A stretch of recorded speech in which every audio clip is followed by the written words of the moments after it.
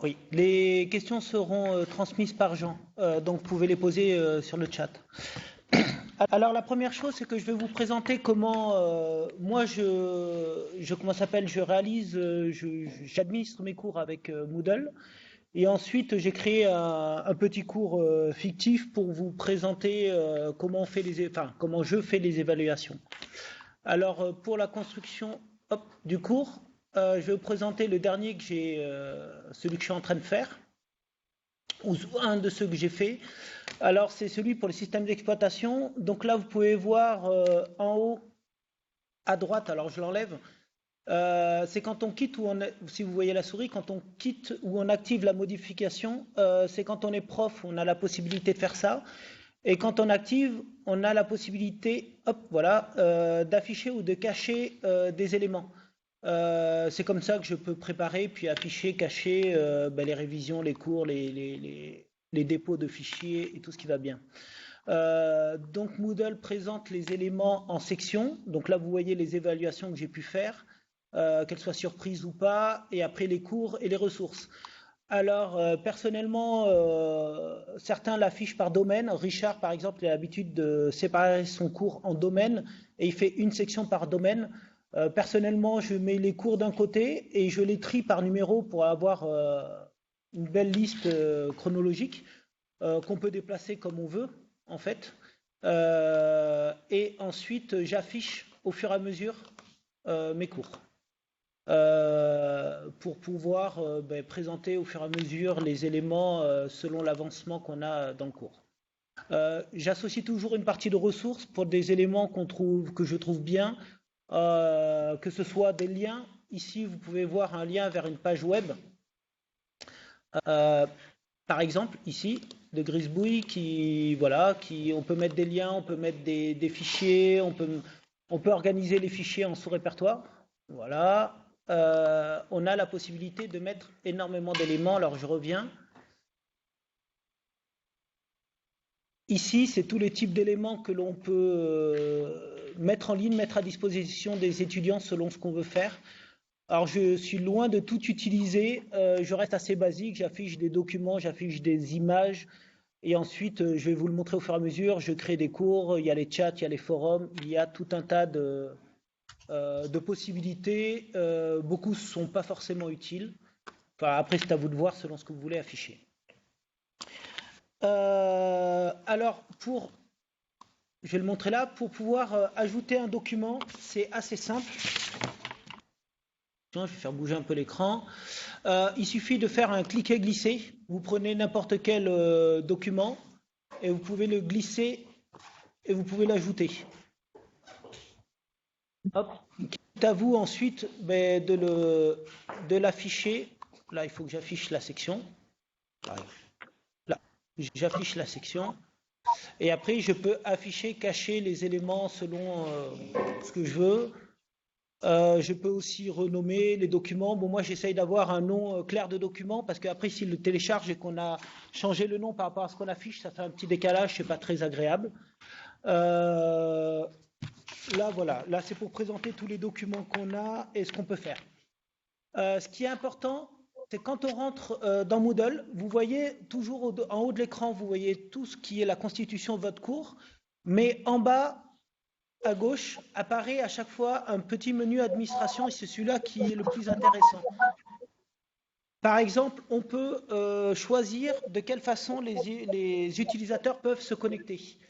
On le voit dans utilisateurs inscrits, on voit tous les étudiants et les profs connectés selon les droits, mais on peut aussi définir la méthode d'inscription. Et l'inscription manuelle, alors c'est le choix que j'ai, c'est l'inscription manuelle, c'est quand moi j'ajoute des personnes à la main. Et l'auto-inscription, c'est quand on laisse au début du cours les étudiants se connecter tout seuls au cours. Moi, j'ai tendance à jamais laisser une auto-inscription libre. J'ajoute toujours une clé avec un mot de passe que je définis toujours au hasard. Ça me permet de cibler qui se connecte et quand il se connecte. C'est un élément, j'ai pris l'habitude de laisser faire ça, sinon après il y avait des gens qui arrivaient à n'importe quel moment et des gens qui surtout n'étaient pas de mon cours. Même si je bloque pas, j'aime bien. Alors c'est très personnel que les gens qui veulent voir mes cours me le demandent, s'ils ne font pas partie de la promo. Tu peux inscrire de toi-même toute une liste d'étudiants dans ton email. Oui, on peut inscrire de nous-mêmes. Ce qu'on peut créer, c'est ce qu'on appelle des cohortes. Ça veut dire que les administrateurs, ils ont la possibilité de créer des cohortes, donc de déclarer tout ce qui est, par exemple, le groupe 1 des 1A à Laval. Ils peuvent créer un groupe en fait d'utilisateurs et l'ajouter automatiquement au début. Mais ça demande une action administrateur. Il n'y a pas de lien avec les groupes de Active Directory. Mais ça se fait une fois dans l'année ou deux fois si on prend en compte que les groupes peuvent changer entre 2 semestres. Il y a aussi une fonctionnalité que vous pouvez voir ici, là, quand vous regardez la souris de carnet de notes, qui est pas mal quand on fait tout au niveau de Moodle, mais comme nous, on sépare avec Hyperplanning, c'est pas très intéressant de jouer 7 éléments, parce que si vous faites une interro à part qui est en dehors de Moodle, il va falloir recréer et ressaisir toutes les notes. Donc c'est pas très intéressant dans notre situation. Et après, ce qui est pas mal, je vais vous montrer plus en détail. Hop, je remonte ici. Je vais vous montrer plus en détail les interros, mais ce que j'aime bien, moi, c'est quand on fait des projets, de gérer comment s'appelle, les dépôts de fichiers. Là, vous voyez, j'avais un projet Bash. Alors, quand il est caché, c'est qu'il est caché pour les utilisateurs ou pour ceux qui se connectent, qui ont droit d'accès à ce cours. Mais vous, administrateur ou prof, vous pouvez continuer à travailler dessus. Vous voyez le nombre de participants, donc tous ceux qui sont inscrits au cours, et le nombre de dépôts qu'il y a eu, donc le nombre de personnes qui ont déposé un fichier. Donc moi, je travaille par groupe, surtout quand ils sont plus de 100. On a la possibilité aussi de gérer les groupes, mais ça demande une grosse administration. Alors que, moi, j'ai pris l'habitude de demander aux étudiants de déposer un par groupe et de déclarer quels sont les membres de groupe dans leur dépôt. Ils ont toujours la possibilité de déclarer avec qui ils ont travaillé. On a la possibilité après de consulter les travaux et vous pouvez voir qui a posé et les dates de dépôt. On a la possibilité de donner des dates à partir de quand ils peuvent déposer les fichiers et jusqu'à quand ils peuvent le déposer. Je déconseille de mettre une date butoir trop fixe. Moi, je leur mets, je vais pouvoir vous le montrer ici. Hop, quand on va sur modifier les paramètres. Là, on a plusieurs dates. On a à partir de quand ils peuvent le poser. On a la date de remise. La date de remise, c'est la date qui est affichée, la date avant laquelle ils doivent remettre. Ah, ouais, Jean a débranché son micro. Et la date limite, c'est la date à laquelle le système va bloquer. Ça, je l'utilise jamais. Là, je l'ai fait pourquoi? Parce que c'était la date finale et j'avais empêché qu'ils puissent remettre des fichiers. Mais sur le moment, je le mets jamais parce que comme ils sont toujours en retard, à chaque fois, après, il me polluait ma boîte mail en disant j'ai 10 minutes de retard et ça me saturait la boîte mail. Alors que Moodle, comme je vais vous le remontrer juste après, il dit à quelle heure ils l'ont déposé. Donc ceux qui sont en retard peuvent continuer à le mettre et puis quitte à moi après de leur mettre des pénalités en points si j'ai envie de leur mettre des pénalités en points. Ce qui est intéressant après, en dessous, c'est de fixer pour eux la note. Donc pour les dépôts de fichiers, c'était rassemblé dans une note plus globale que je mettais, donc je ne l'utilisais pas. Mais si vous fixez ici que c'est sur 20 points, après je vais vous montrer, vous pouvez fixer la note, mettre tout un feedback, et quand ils reviennent, ils peuvent consulter et voir la note qu'ils ont. Oui. Les photos des avatars, il y a des questions qui disent comment on peut insérer à la place des avatars les photos des étudiants. Ça, il faudrait le faire à la main. Ça, c'est eux qui peuvent le faire en administrant leur profil. Ah d'accord. Oui. Chaque étudiant peut aller modifier son profil sur Moodle et mettre une photo. Il y en a quelques-uns qui le font. Il y a même certains profs qui l'ont fait. Voilà. On peut définir le nombre, ici, le nombre de fichiers qu'ils peuvent remettre et la taille maximum des dépôts.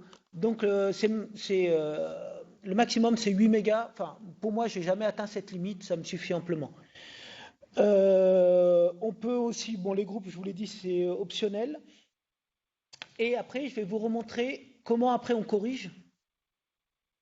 Hop. Page sur laquelle j'étais en modification. Je reviens ici sur les projets. Donc, je consulte. Voilà. Là, ici, il y a quelque chose qui est pas mal. C'est qu'on peut télécharger tous les travaux remis plutôt que de le faire un par un. je les télécharge tous, ça me fait une archive zip que j'ai dans mon PC. Après, quand je dézip tout, ça me donne la possibilité, je vais vous le faire, ça va être encore plus simple. Ça arrive. Là.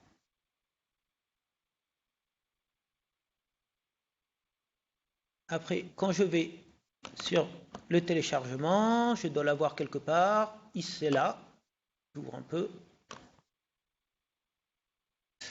Voilà. Et ce qui est pas mal, c'est que quand je le dézip, ça sépare tout de suite par nom d'étudiant. Ce qui est assez intéressant, donc ça nous fait quasiment tout seul. Bon là, c'est par groupe, donc j'ai plus qu'à ouvrir. Et normalement, dedans, c'est toujours zippé pour diminuer la taille du document qu'on va récupérer. Mais après, c'est à moi et je leur demandais à chaque fois de mettre les noms des deux membres du binôme. Et donc, ils le font bien tout seuls. Et si je suis obligé d'aller chercher le nom, c'est là où ils commencent à avoir des pénalités en points, parce qu'ils sont incapables de lire les consignes. Et ensuite, quand on revient, je ferme ça. Hop, quand on revient ici, par exemple, je prends pour Maxence Morin. Bon là, on voit rien parce qu'il n'y a pas le PDF. Mais j'ai la possibilité de fixer la note. Bon, tout à l'heure c'était sur 100, mais je peux leur mettre la note et je peux leur mettre un commentaire que si j'affiche le dépôt, ils pourraient revenir et consulter leurs notes et voir les commentaires que j'ai mis. Ça permet de diffuser les notes et les feedbacks et il n'y a que les personnes qui sont concernées qui peuvent venir le voir et il y a que, on n'a plus à faire une communication générale pour qu'ils puissent voir les résultats. Ce qui est pas mal parce que quand il y en a certains qui ont malheureusement pour eux des mauvais résultats, au moins on n'a pas à faire une diffusion complète. Chaque étudiant ne voit que sa note, que ses commentaires. Oui, parce que chaque étudiant, alors là je ne peux pas le montrer, mais vous pouvez tester après avec des étudiants, ils peuvent voir leur carnet de notes, ils peuvent voir toutes les notes qu'ils ont eues et les feedbacks à chaque fois. Voilà, alors ça c'était pour le dépôt et maintenant je vais revenir sur un cours que j'ai créé et sur lequel vous pourrez vous connecter si vous êtes en même temps avec votre PC, que j'ai créé sur espace commun et j'ai marqué démonstration. Donc alors, je le refais, je suis peut-être allé vite. Vous allez sur l'accueil, vous allez dans espace commun et dans espace commun, le 4e, il y a démonstration et évaluation. Et là, vous tombez sur un cours. Et je vous montre, quand je descends à utilisateur, méthode d'inscription. Alors par défaut, ça crée toujours un accès anonyme, moi je le supprime. Parce qu'on a déjà vu, accès anonyme, ça veut dire qu'ils n'ont pas besoin de rentrer sur Moodle. Ça veut dire que si les étudiants parlent, une fois j'ai vu des étudiants où ils apparaissaient nullement dans les étudiants de l'ESUA. Donc on peut faire un ménage. Et donc la clé, hop, je vous montre. Et la clé, c'est tout simplement des mots en minuscule avec un petit accent. Et là, vous pouvez rentrer dans le cours. Donc quand on est dans le cours, là j'ai présenté en même temps qu'on avait la présentation de François tout à l'heure, les forums. Un petit forum qui est bien, avec un fil de discussion et vous pouvez ajouter des sujets. Et quand vous êtes prof, vous pouvez créer tout ça et vous-même, voilà. Et quand on vient après dans le forum, il était où, là, vous pouvez vous créez les noms et vous avez tous les paramètres avec certains qui sont fixés par défaut. Donc là, la première fois, je conseille toujours de bien regarder parce que les paramétrages par défaut ne sont pas forcément inintéressants, mais ils ne sont pas nécessairement ce que vous souhaitez. Donc je vous encourage à regarder vous-même que ça donne. Un petit test de sondage qu'on peut faire au fur et à mesure. Un petit sondage. Alors le problème du sondage, c'est que ça répond qu'à une seule question. C'est un peu dommage. Et quand on est enseignant, à chaque fois qu'on clique, il faut toujours aller regarder en bas à gauche et vous avez tout l'administration si vous voulez revenir dessus. Parce que quand on crée la première fois, on a la possibilité de tout créer en détail, mais on oublie toujours quelque chose, on veut toujours revenir. Donc là, vous avez la possibilité de voir. Et puis, de revenir sur ce que vous avez fait. Et vous avez la possibilité aussi de voir les réponses. Donc là, j'avais fait un petit test. Bon, là, c'était pour l'affichage des sondages. Donc, on revient tout en haut. C'est pareil, c'est pour le questionnaire. Donc, le questionnaire, c'est à peu près la même chose. C'est entre le sondage et l'évaluation. Simplement, vous pouvez mettre plusieurs questions. Le petit chat qui permet... Alors là, on clique et après, on peut voir, il y a une deuxième fenêtre qui apparaît. Et on peut faire un petit test de chat au fur et à mesure du cours, avec la possibilité d'effacer, c'est dans les paramètres, on peut effacer les précédents posts quand les gens se reconnectent. C'est à vous de voir, ça aussi, ça peut être utile de laisser l'historique ou pas, c'est à vous de décider. On revient. Hop, pour déposer les fichiers, c'est ce que je vous ai montré. Et là, c'est une fonctionnalité que je viens de découvrir en regardant. Ils ont la possibilité de déclarer eux-mêmes les groupes. Donc ça, c'est quelque chose que je vais tester la prochaine fois, que j'avais jamais fait, parce que les groupes sont faits autrement, comme ça en système en fait. Bon, j'avais une autre méthode pour créer les groupes, et comme j'étais en présentiel, c'était plus facile. Mais maintenant qu'ils sont à distance, ça, je vous avoue, je vais le créer différemment. Enfin, je vais le tester, pardon, là, au prochain cours que je vais faire. Donc c'est maintenant où on arrive à la partie évaluation pour faire un test classique, un test qui est fait avec des QCM, des QCU, avec des questions libres, des questions courtes, comme vous voulez. Alors là, on pourrait, l'élément à créer, c'est quand on vient sur ajouter une activité, une ressource. Quand on clique, c'est tout en dessous. Bon, vous avez vu, il y a plein de choses, hein. Il y a des feedbacks, c'est quand vous voulez faire afficher vos commentaires à tout le monde. Il y a possibilité de leçons. Alors ça, c'est très rare quand on l'utilise, mais on peut poster des cours et faire passer des petits questionnaires, et selon le résultat des questionnaires, on affiche la suite des cours. C'est quand on fait un enchaînement. Alors ça, quelque chose qui est pas mal, mais qui est long à paramétrer, et que comme on est en présentiel, j'avais jamais ressenti le besoin d'utiliser.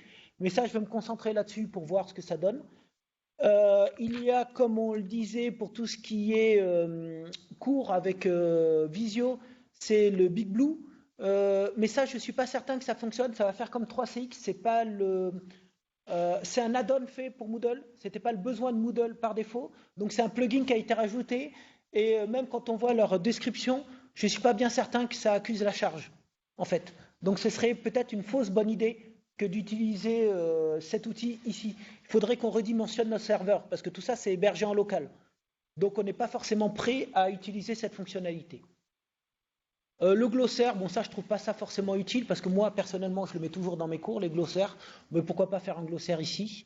Et ce que je vais vous présenter là, c'est le test. Mais au lieu de créer ici un test,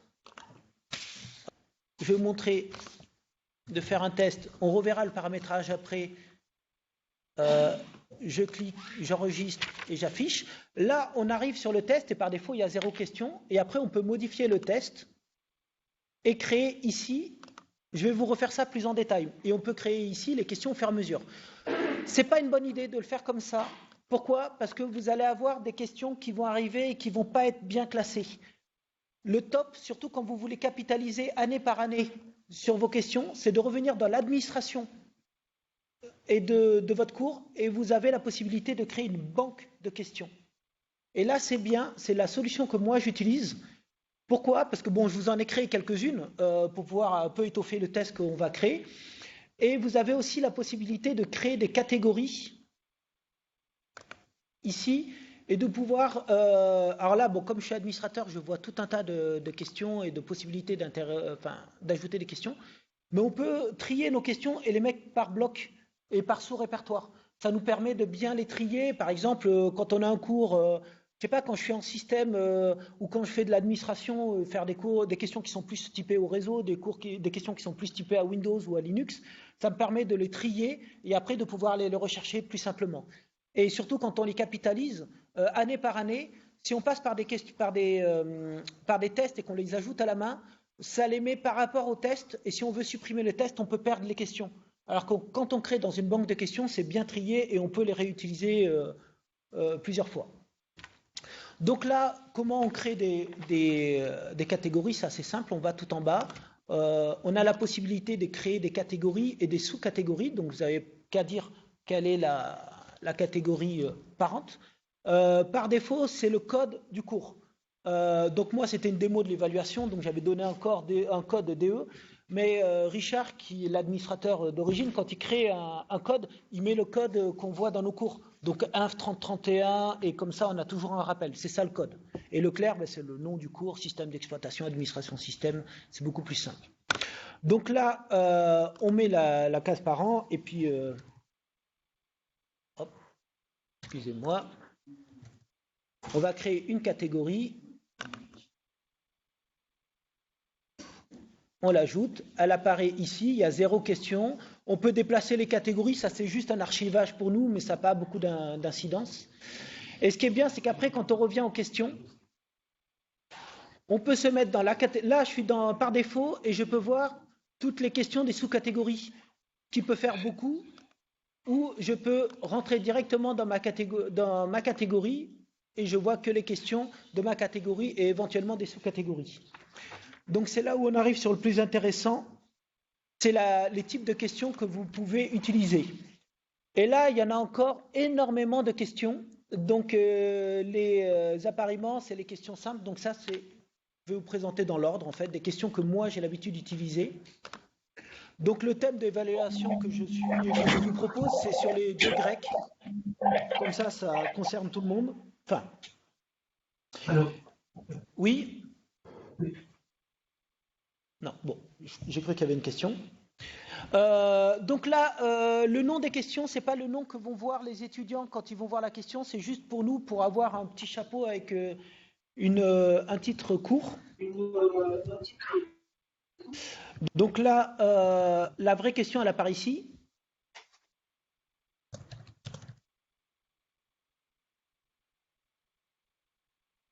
Donc là, c'est simple, savoir quel est le nom latin ou grec des dieux. On peut voir la note qu'on va donner, qu'on estime, si, bon, par défaut c'est 1, mais si j'estime que cette question elle vaut 2 points, ben voilà, je le mets ici. Le feedback général, c'est ce qui apparaîtra à la fin à la correction, je vous montrerai. Et après, bon, pour les associations, c'est simple, on met un nom, c'est le nom qui va apparaître à gauche, et puis la réponse. Donc Hadès c'est le grec et je mets en réponse c'est le latin, donc j'en ai mis plusieurs.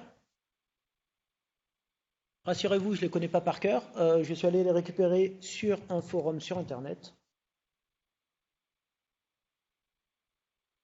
Et là, bon, c'est limité à 3, mais vous pouvez en rajouter autant que vous voulez. Après, c'est juste jusqu'à quel point vous voulez compliquer la chose.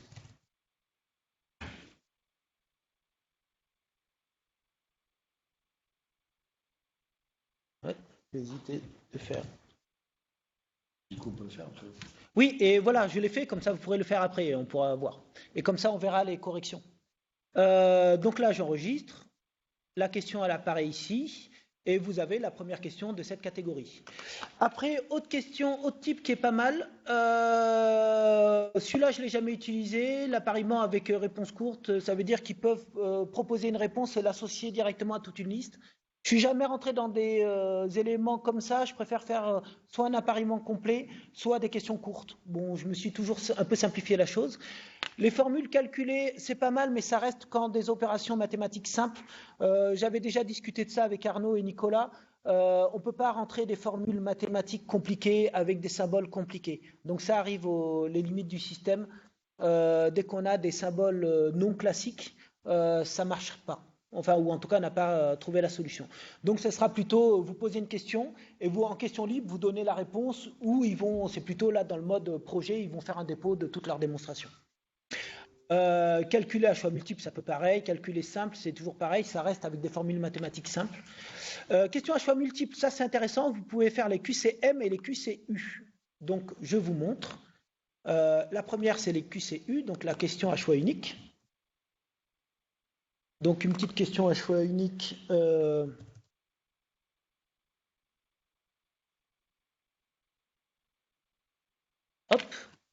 Bon, 1 point, ça suffit amplement. Une seule réponse, parce que c'est une question à choix unique. On a la possibilité de mélanger les réponses possibles, parce que je vais proposer plusieurs réponses. Et là, le fait de mélanger, ça permet que s'il y a les gens qui sont un peu collés et qu'il y en a un qui a un œil qui louche sur l'écran d'à côté, ou que si quelqu'un essaye de dire à haute voix, ben, c'est la réponse, c'est la A, ben, c'est pas forcément la A. Bon, alors pour ceux qui aiment le A, le 1, le I, vous pouvez changer, ça change rien. Donc le dieu des enfers, donc la première solution c'est Poséidon. Vous avez la possibilité de donner des points. Bon, Poséidon c'est pas lui, hein. Donc on va pas lui donner un pourcentage de points. Vous pouvez aussi mettre des points négatifs. Si vous êtes dans l'ambiance, vous avez vraiment envie qu'il réussisse bien fort, vous pouvez proposer que s'il se trompe, il perd des points. Ensuite, on continue. Hadès, ben, c'est bien lui. Donc lui, il faut absolument, dans une question à choix unique, qu'au moment il y a une des réponses qui est 100% des points. Sinon, ben, il n'y a pas possibilité d'avoir la totalité des points sur la question. Et on continue. Après, je vais en faire que 3, c'est pas la peine d'en faire trop. Et lui, ben, c'est pas possible, c'est Hadès. Donc ça, c'était pour les questions à choix unique. On reprend, on crée maintenant une question à choix multiple. Donc on repart sur la même chose, QCM, la question.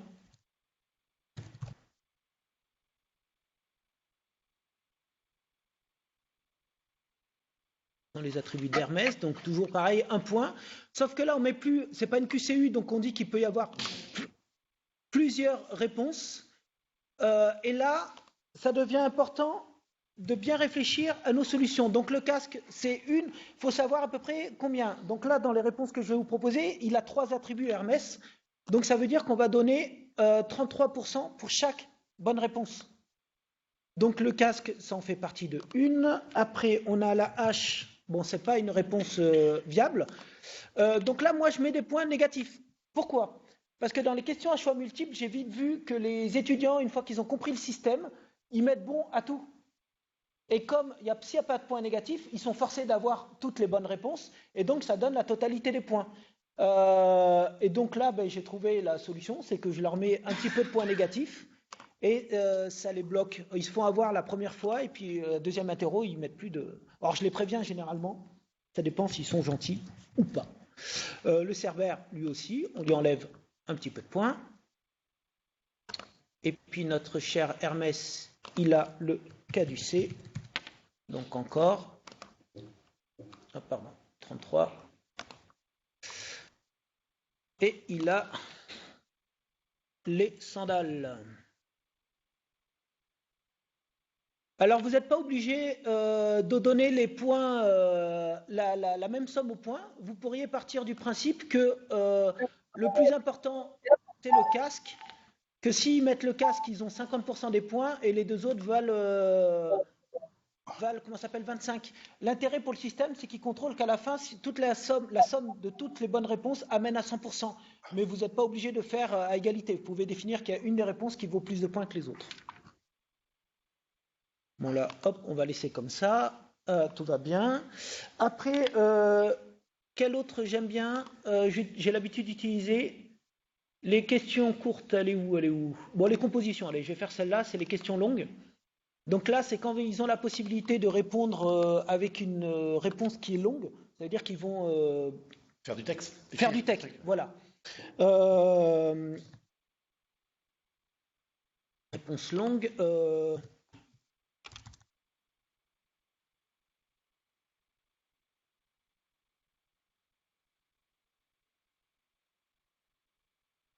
Ah, une question bête, hein, on y va. Là, on part du principe qu'il y a 2 points. Moi, personnellement, j'utilise les questions longues pour leur reposer une question sur un des TP que j'ai pu faire, pour vérifier s'ils ont fait les TP, où je leur demande de m'analyser pourquoi dans le TP on a fait telle chose ou telle chose, et de donner leur avis, qu'est-ce qui est important. Et après, on peut définir le nombre de lignes qui est à leur disposition, l'éditeur, et puis là, ben, ils mettent ce qu'ils veulent, et après... je peux ici, pour les évaluateurs, quand je fais la question, pour leur dire, ça ils ne le voient jamais. Tout ce qui est pour les évaluateurs, c'est quand je vais faire la correction, je peux me mettre un rappel que s'ils ont dit tel mot, ça, je leur apporte tant de points, ou tel mot. C'est comme ça que je vois pour me garder une logique dans mes corrections. Donc ça, on y va. Et ça, c'est bon, c'est la question longue. Et la dernière que j'ai l'habitude d'utiliser, c'est la question courte. Qu'est-ce qu'on a passé ? On a passé le close, je l'ai jamais. Si, voilà, c'est quand on a un texte et qu'on rajoute les mots. Je l'ai jamais utilisé. C'est pareil, au moment où on a la possibilité de mettre une photo et de leur faire glisser des mots dessus. J'ai jamais utilisé parce que c'est très compliqué à faire. C'est assez simple, mais il faut faire des tests. Et puis j'ai toujours trouvé un palliatif avec plusieurs petites questions courtes. Suffisait amplement. Il suffit juste de reformuler les questions qu'on a à poser. Après, il y a du vrai-faux. C'est pareil, c'est comme une question à choix unique, mais avec oui ou non, ou vrai-faux, c'est comme vous voulez.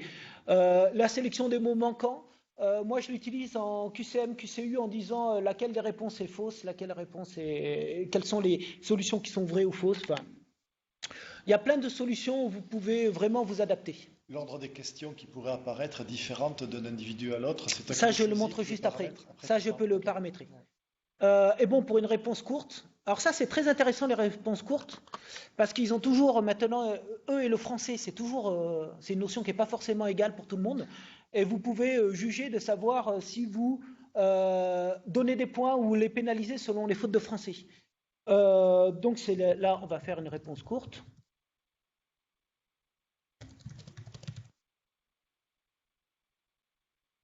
Donc là, c'est simple. Et donc là, vous avez une réponse, parce que c'est une question courte, donc il y a une réponse. Donc vous pouvez dire que Zeus avec un Z majuscule, ben, c'est 100% des points, et que s'ils osent un Zeus sans la majuscule, eh ben, ils perdent des points. À vous de voir. Voilà. Ça, vous êtes où vous pouvez tenter toutes les formules. Donc ça, on n'arrive jamais à imaginer toutes les erreurs de frappe qu'ils sont capables de faire. Je vous montrerai après qu'on peut revenir sur la correction et qu'on peut changer et recalculer toutes les réponses par rapport, parce que nous aussi on peut s'être trompé, et donc on peut recalculer par rapport à un changement dans les corrections qu'on a fait. Ça, il y a de la souplesse et c'est vraiment pas mal. Donc voilà, je vérifie sur mes notes. Voilà, ça c'est toutes les questions que j'utilise. Je regarde si j'en ai pas oublié. Numérique, je l'ai jamais utilisé non plus. Et la description, ça c'est quand vous voulez, dans votre test, vous voulez rajouter des éléments où vous avez juste du texte à marquer entre des questions. Si vous faites des domaines, comme vous voulez. Donc là, je termine. Donc là, vous avez maintenant dans vos catégories, si on revient dans les catégories, j'ai 5 questions qu'on vient de créer, avec les 5 types principaux que moi j'ai l'habitude d'utiliser. Les questions surprises, parce qu'on va vous faire les tests et puis vous allez vous amuser un petit peu pour ceux qui veulent. Et puis les questions aléatoires, c'est pour vous montrer une fonctionnalité que j'apprécie aussi quand je crée des évaluations. Donc quand on revient maintenant tout en haut, on avait le test que j'avais créé, donc je peux lui donner un petit nom. Hop. Voilà. Et on peut revenir sur modifier. Non, il faut qu'on rentre, excusez-moi. On rentre. Là, il n'y a toujours pas de questions. On revient sur modifier les questions. Et donc là, c'est vide. Donc, petite particularité, la note maximum. Quand vous voyez le total des notes, au fur et à mesure que je vais ajouter des questions par rapport au nombre de points que j'ai attribué à chaque question, ça va incrémenter ce compteur. Mais on peut faire, par exemple, un test qui est sur 50 points et redescendre sur 20 points. Ou on peut faire un test qui est sur 15 points et le réévaluer sur 20 points pour eux.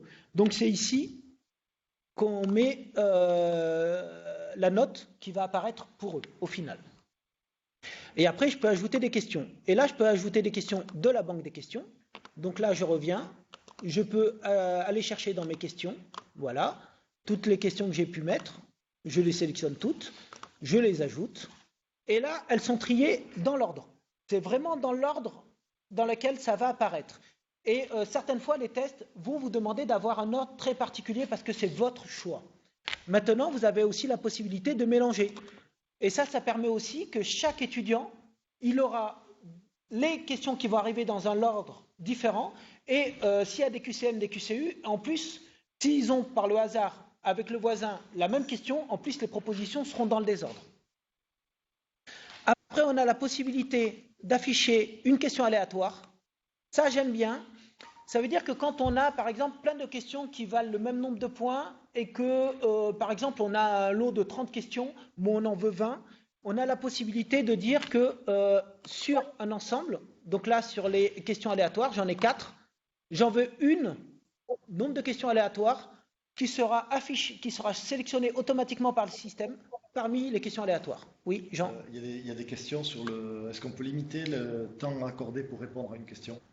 Pas une question, mais pour le test global. Pour le test global ? Oui. Donc ouverture à telle heure et fermeture oui, à telle heure. Je le montre juste après. C'est dans question le par question, c'est pas possible. Je ne l'ai jamais utilisé, je revérifierai, mais je n'ai jamais utilisé cette fonctionnalité encore. Donc là, j'ajoute une question aléatoire, et là, vous voyez, question aléatoire, il y en aura une. Et après, pour vous amuser, j'ai quelques petites questions surprises. Quand le système voudra bien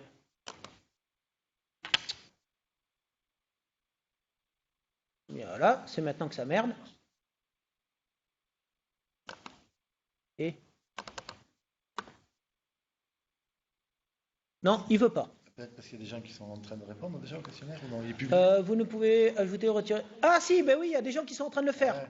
Bon, mais je suis coincé maintenant. Ouais. Donc il y a des gens qui sont en train de le faire. J'aurais dû le cacher. Tu veux les noms? Non, on ira les voir, il y a la correction. Et donc là, je suis coincé. Donc là, c'est un petit problème ou non, c'est qu'on ne peut pas changer les questions à partir du moment où quelqu'un l'a fait. C'est quand même quelque chose d'assez logique. Mais vous pouvez aller rechercher les questions surprises, pour pouvoir ajouter les questions. Donc on va s'arrêter là, on va enregistrer. On revient tout en haut. Et là, vous arrivez dans l'évaluation et vous voyez qu'il y a eu une tentative. Donc maintenant, on peut aller voir la tentative. On voit que c'est Lionel qui a vu la tentative. Et on peut la relire. Il est en cours. Vous voyez, il est en cours. Et on peut voir au fur et à mesure. Et on peut voir ses réponses. On peut voir où il en est. Ça veut dire qu'on peut voir les étudiants au fur et à mesure de ceux qui sont en train de faire. Qu'est-ce qui est intéressant? Je reviens. Quand on modifie, alors est-ce qu'on peut modifier maintenant? Quelqu'un a commencé. Qu'est-ce qui est intéressant de faire? Alors, le temps. Ouvrir ce test. Vous pouvez définir à partir de quand il apparaît le test et quand il va fermer, quand il va disparaître. Ça, c'est très très très important, surtout quand on est à distance. Parce qu'on sait très bien que si on met sur une plage d'horaire un test qu'on va définir d'1 heure, qu'on le met sur 3 heures, il y en a un qui peut commencer à le faire, il voit les réponses et il voit les questions, il y a les autres qui réfléchissent et après ils peuvent faire le test. Donc quand on est à distance, on le fait avec une marge. On dit que le test est ouvert à partir de 9 heures et on laisse, s'il dure 1 heure, on laisse jusqu'à 10h05, 10h10 pour le faire. Comme ça limite la triche. Comme ils sont tous obligés de le faire, il faudrait qu'il ait derrière lui un collègue sur le même PC et qu'il ne soit pas concerné par le cours. Parce que même s'ils sont de la même promo et qu'ils le font ensemble, vu que les questions sont mélangées, ils n'ont pas le temps de tricher ou ils auront rarement le temps de tricher. Le temps disponible, c'est ici, en nombre de minutes, en heures, en semaines, en secondes, c'est un peu dur.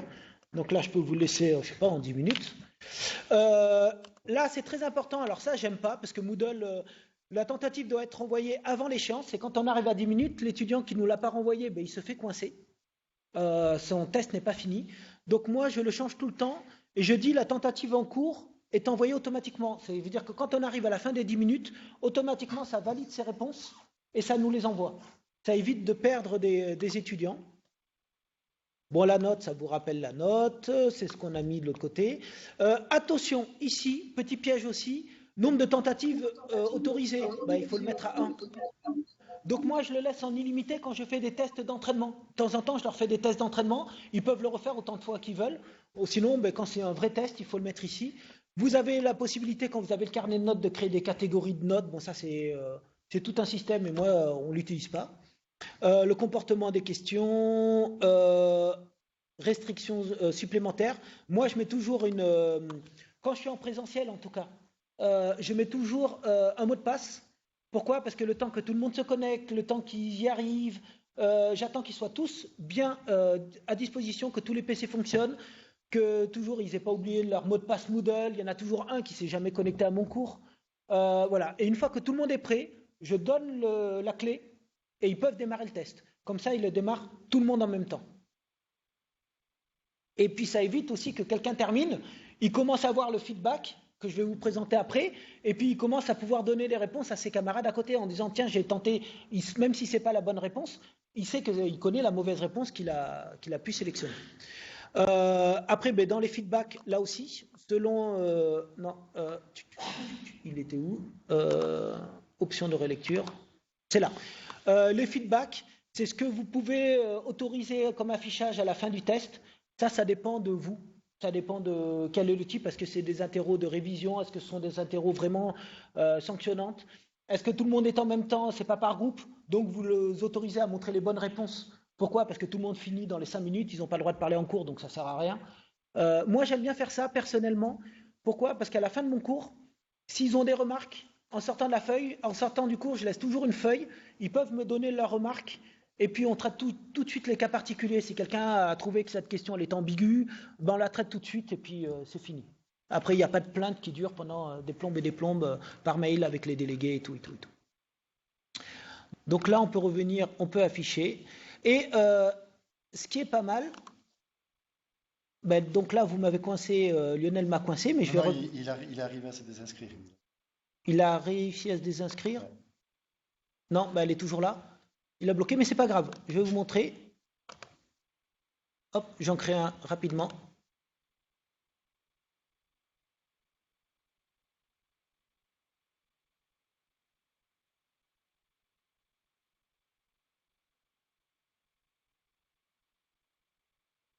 Hop. Là. Ça va être rapide.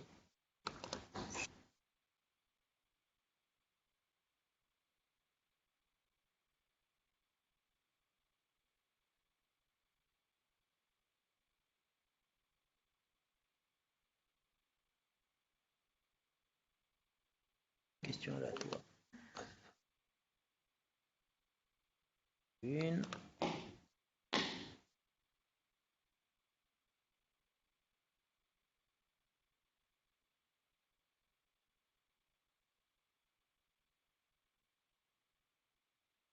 Hop, voilà, je fais mélanger.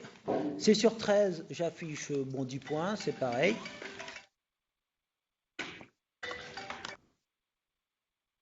D'accord, ça c'est fait. Je reviens ici. Et vous pouvez, comme vous êtes enseignant, vous pouvez tester votre test. Pour le coup. Et là, vous avez exactement ce que les étudiants voient.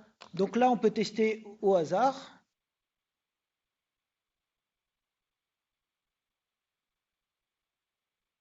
Bon, on s'en fout. Hop, je passe. C'est pas grave. Et quand on fait terminer le test, vous voyez, et vous pouvez, à la fin, c'est l'étudiant qui décide. Soit, bon là, j'ai refait le test, donc on n'a pas la durée maximum. Soit ça l'envoie quand il arrive à la durée maximum, soit c'est l'étudiant qui décide de répondre, enfin de terminer. Il termine, il envoie. Et là, on voit, bon, moi, j'ai pas eu de chance. Et là, il voit tout de suite le feedback. Donc, ce que je vais faire, c'est que je vais vous proposer, pour qu'on ait un petit peu de correction, pour vous montrer après comment je les corrige, c'est qu'on revient ici, je retourne dans les paramètres de mon test, je remets un temps, allez, 5 minutes, parce que vous êtes des rapides.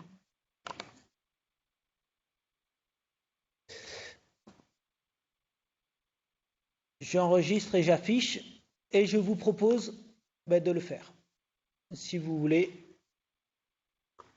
Je vous propose de le faire maintenant, et comme ça, après, si vous pouvez tous au moins tester, puis de sélectionner rapidement, et après, je pourrai vous montrer les options de correction qui sont très intéressantes. C'est évaluation ou test?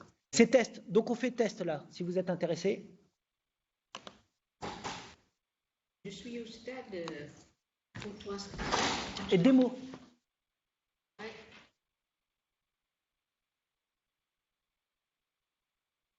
Ah, démo, je dis.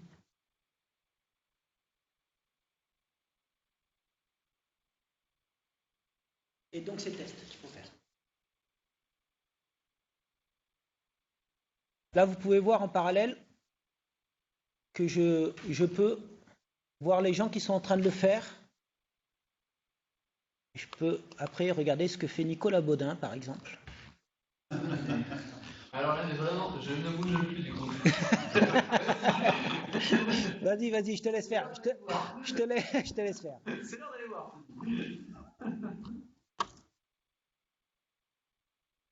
Je suis content de voir ce que tu vois, c'est moi.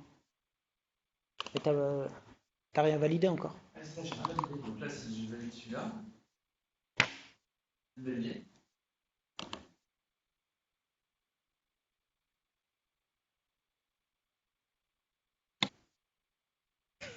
Je vais quand même dire moyenne. J'ai fait la description. Démo. Démo en minuscule. D-E-M-O. C'est compliqué en utilisant Wikipédia.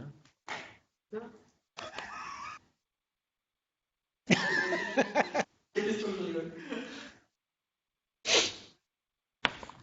C'est bien.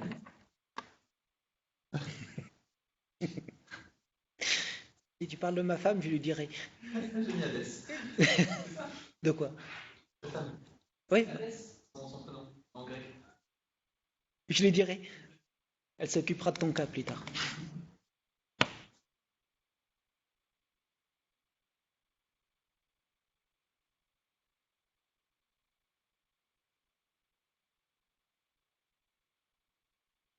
On ne peut pas modifier les réponses.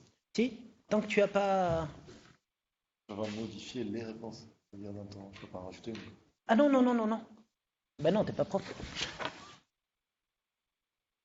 fait longtemps que tu n'avais pas fait une évaluation, Jean.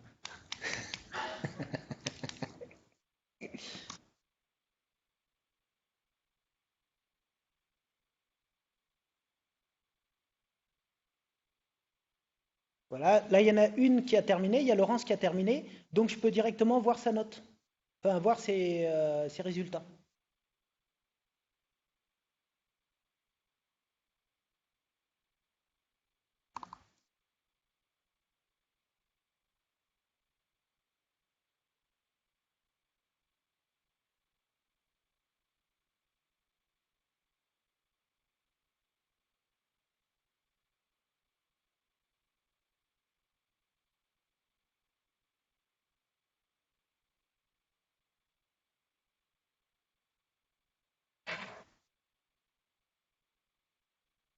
On a fait.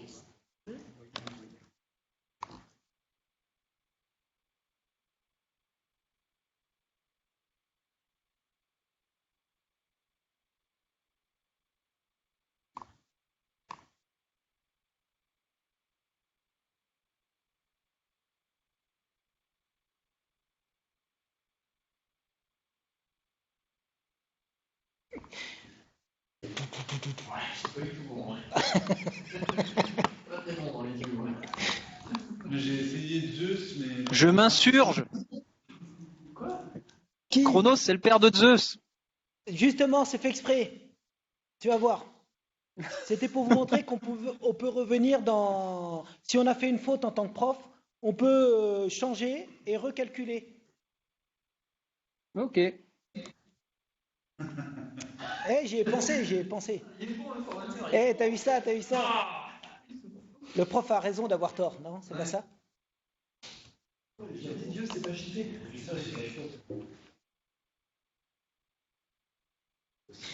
T'as dit cheaté toi aussi, Jean-Pierre Robin. Jean-Pierre Robin. Et quel est le plus fort des deux? Jean-Pierre Robin. Ah non, moi j'ai dit Gilles parce qu'il est. Parce que t'as peur.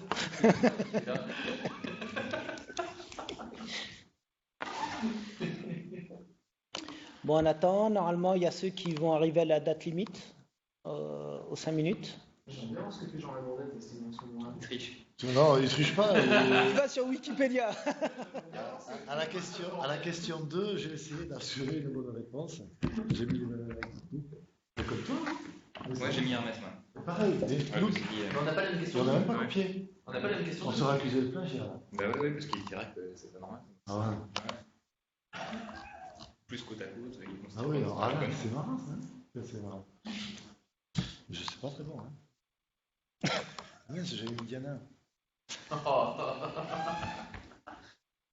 Donc, il en reste encore. Là, ça va pas tarder. Elles ont commencé à... Non, c'est Lionel qui va finir à 59.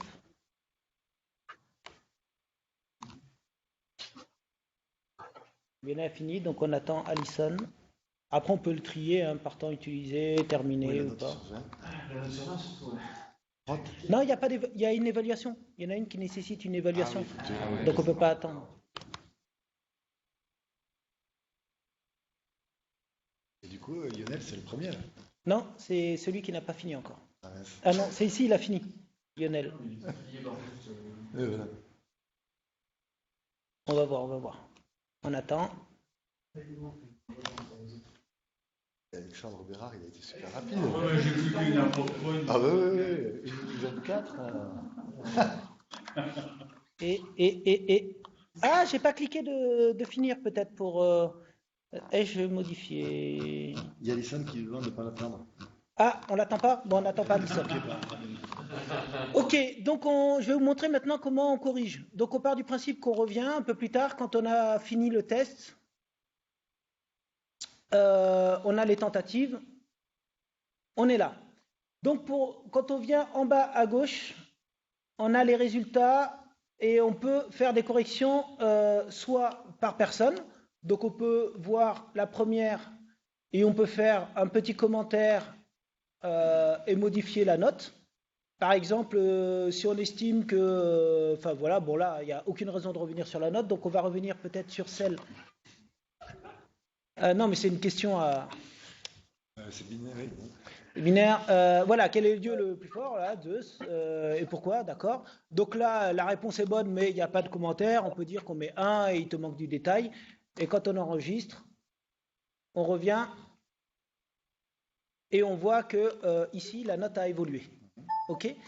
Le problème, c'est que quand on fait comme ça, quand on fait personne par personne, ça fait long et on a rarement le temps. Enfin, moi, je trouve qu'on a rarement le temps de faire tous les étudiants. Et après, il y a des fois, on est un peu plus sévère, des fois, on est un peu plus gentil, on n'est pas trop équilibré.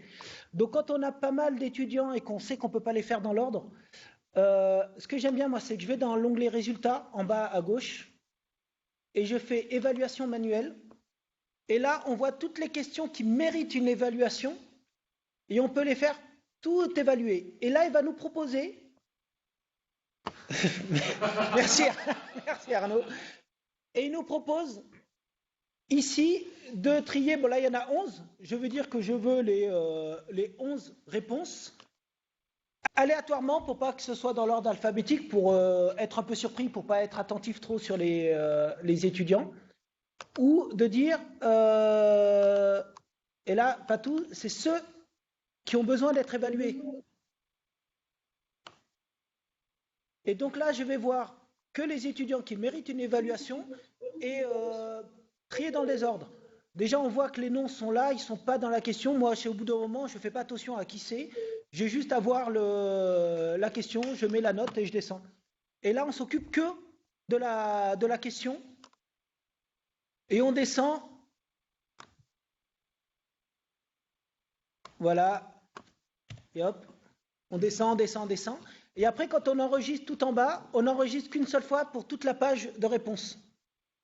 Et je trouve que ça permet d'être assez équitable, je trouve, dans les réponses quand on fait ainsi. Après, quand on revient, on a la possibilité de voir, il y a un étudiant qui nous dit que lui, sur sa question X, il y avait une faute.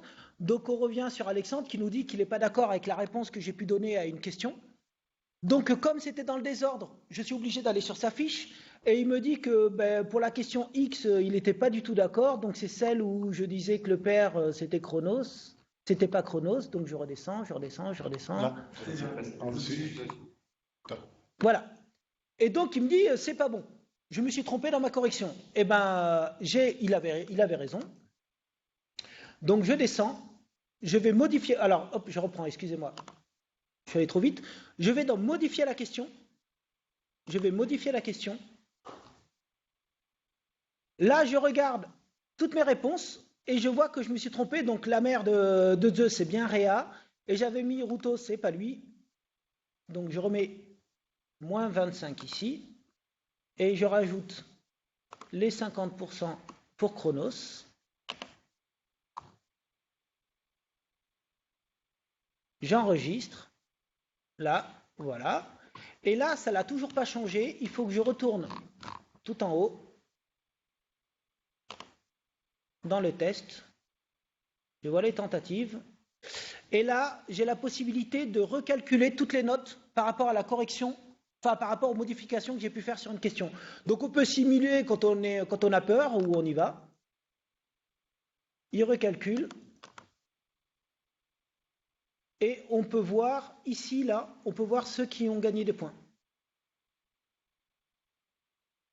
Que, en fait, la correction a été prise en compte. Après, qu'est-ce que je peux vous montrer d'autre? Une qui est sympa aussi, c'est pour les questions courtes. La même chose, elle était où la question courte? Elle était un peu plus haut, je l'ai raté.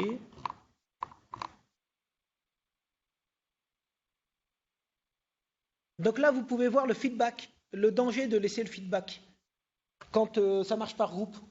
On a eu le cas où quand on laisse plusieurs tentatives, on se trompe dans les tentatives et qu'on laisse le feedback, eh ben, les étudiants le font à la volée. Maintenant, il y a une possibilité, c'est qu'on voit le nombre de tentatives que chaque étudiant a pu faire et on ne peut prendre en compte que la première. Mais en fait, on est obligé de refaire du traitement étudiant par étudiant. Ça devient long, plutôt que d'avoir les résultats tout seul, tout de suite. Et donc la question courte était là. Donc on peut modifier, s'ils ont inventé une orthographe et qu'on dit d'accord c'est une faute de frappe, on peut lui donner quelques points. Vous pouvez toujours ajouter des façons d'écrire Zeus ici et donner un pourcentage de points et vous pouvez le voir. Il y a des formules aussi où on peut rajouter des caractères aléatoires ou des choses comme ça, ça a ses limites. Ce n'est pas vraiment du grep non plus quoi. Donc ça marche jusqu'à on peut pas, enfin, il y a toujours des limites à ça. Et enfin, ce qui est pas mal, une fois que vous avez tout fini, vous allez dans les tentatives et vous pouvez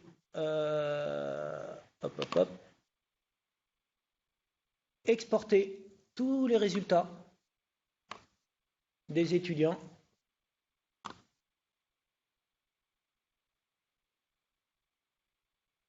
Et vous avez la possibilité d'avoir les notes quand on les met sur, par exemple, quand on veut les intégrer après dans l'outil de gestion des notes de l'école. Eh ben, vous avez les étudiants et vous avez la note. Bon là, j'ai pas fini d'évaluer tout le monde, mais vous pouvez après faire les copier-coller dans les tableaux et puis ça fait tout le monde. Voilà, alors j'en ai terminé avec ma façon. Ah si, j'allais oublier un cas qui est très important. On a eu le problème, les tiers-temps. Les tiers-temps, c'est une problématique. C'est le dernier point que je voulais vous montrer. Les tiers-temps, ils ont toujours besoin d'un tiers du temps en plus. Donc, une fois que vous avez fini le test, que vous l'avez testé et que vous êtes d'accord avec vous-même, vous pouvez dupliquer un test. Hop, vous le dupliquez.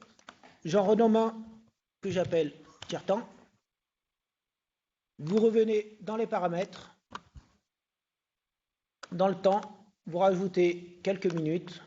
Voilà, les tiers-temps, ils ont 7 minutes. On y va au hasard. Et après, chaque étudiant, moi ce que je fais en cours, chaque étudiant sait s'il est tiers-temps ou s'il n'est pas tiers-temps, je ne stigmatise pas, ils sont tous dans la même salle, ils se sélectionnent. Seule chose que je fais quand ils sont sur plusieurs salles en présentiel, c'est que je m'arrange pour mettre les tiers-temps tous dans la même salle. Sinon, en fait, les surveillants sont bloqués, on bloque plusieurs surveillants au lieu de bloquer qu'un seul. Voilà, j'ai terminé avec ma façon d'utiliser Moodle. Si vous avez des questions, n'hésitez pas.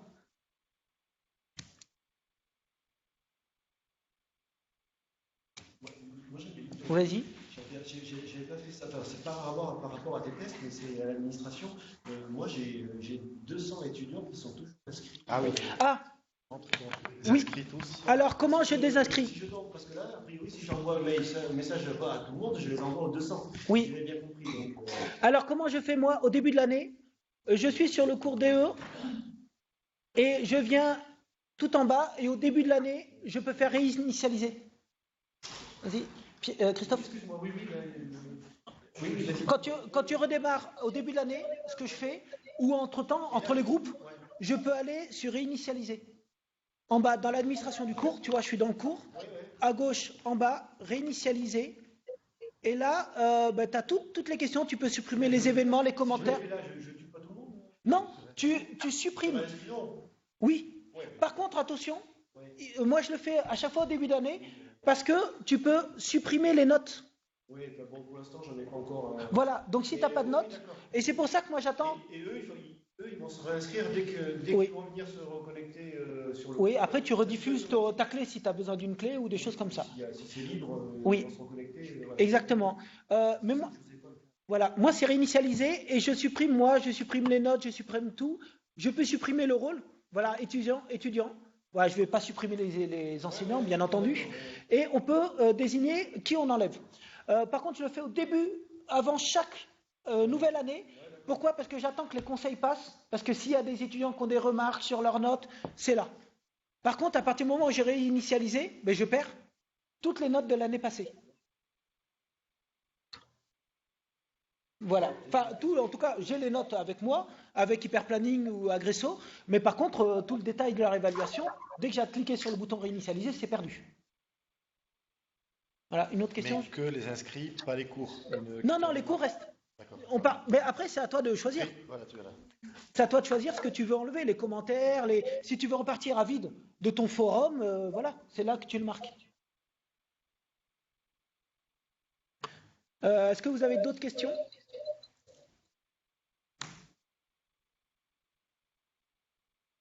Non.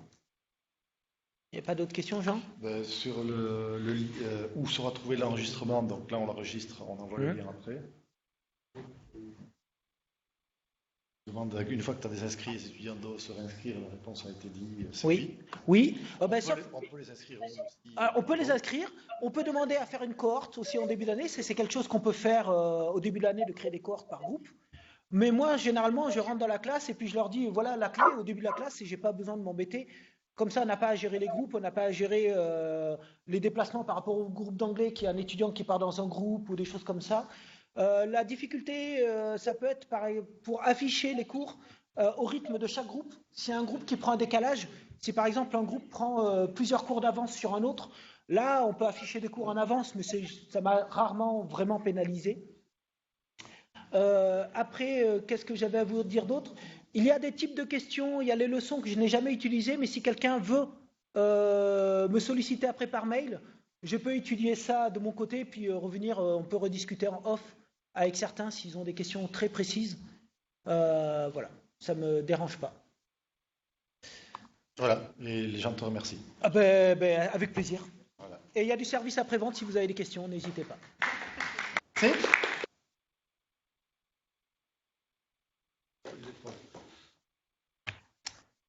C'est bon?